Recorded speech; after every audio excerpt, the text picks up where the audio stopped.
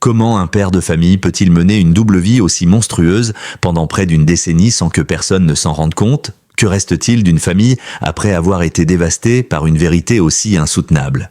Et comment une femme peut-elle se reconstruire après avoir été réduite à l'état d'objet sous l'emprise chimique de son propre mari? L'affaire Gisèle Pelicot dépasse la fiction. C'est une tragédie à huis clos, une mécanique de l'horreur orchestrée dans le silence d'un foyer ordinaire. Dans cette vidéo, on va plonger ensemble dans l'un des procès les plus glaçants de notre époque. Mais au-delà du choc, il faut comprendre ce que la justice a révélé, ce qu'elle n'a pas réparé, et ce que cela dit de notre société. Laissez-nous vos réactions en commentaire, cette affaire vous choque-t-elle? Et surtout, abonnez-vous pour soutenir notre travail afin qu'on puisse continuer à vous proposer des enquêtes aussi profondes que celle-ci.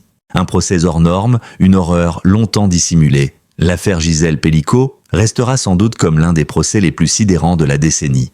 Non seulement par l'ampleur des faits, leur violence inouïe et leur caractère systémique, mais aussi par la portée symbolique qu'elle a prise dans une France encore trop souvent silencieuse face à la soumission chimique et aux violences conjugales extrêmes. Entre 2011 et 2020, Gisèle Pelicot a été victime, dans le secret le plus absolu, d'un calvaire qui dépasse l'entendement. À Mazan, paisible commune du Vaucluse, cette mère de 3 enfants, épouse dévouée, était en réalité droguée de manière quasi quotidienne par son mari Dominique Pelicot. Celui-ci, aujourd'hui âgé de 71 ans, a utilisé son autorité domestique et la confiance de son épouse pour l'assommer chimiquement, à l'aide de benzodiazépines notamment, avant de l'offrir à des inconnus rencontrés sur Internet.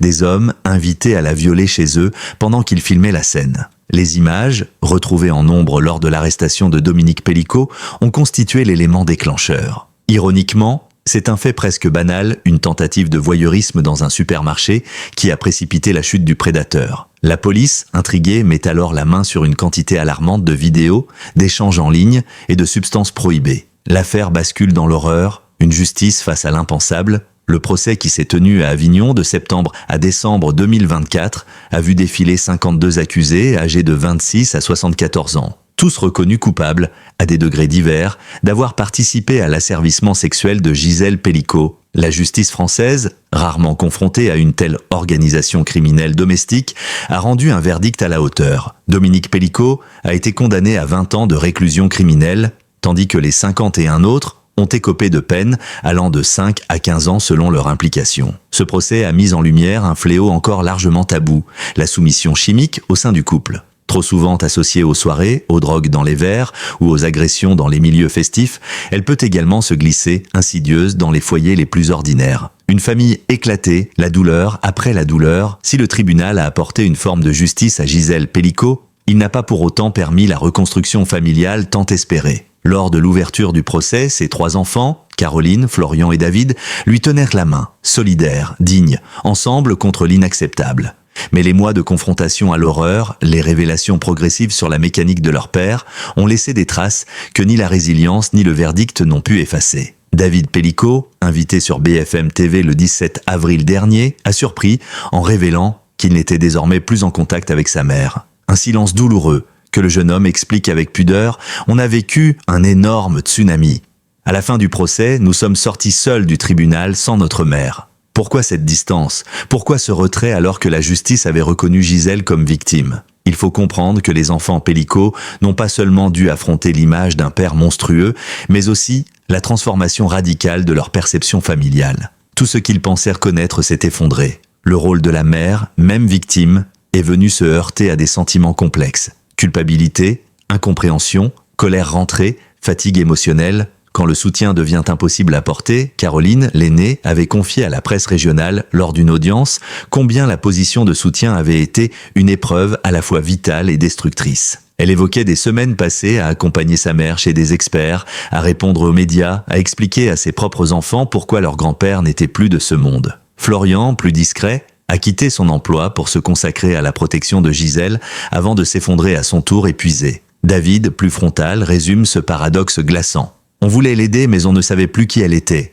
Gisèle Pelicot, symbole national, mais femme brisée, érigée par Time Magazine comme l'une des femmes de l'année 2025, Gisèle Pelicot est devenue, malgré elle, un symbole. De nombreuses associations féministes l'ont soutenue. Certaines personnalités politiques, comme Marlène Schiappa ou Sandrine Rousseau, lui ont adressé leur reconnaissance publique. Mais ce nouveau statut ne remplace pas une cellule familiale.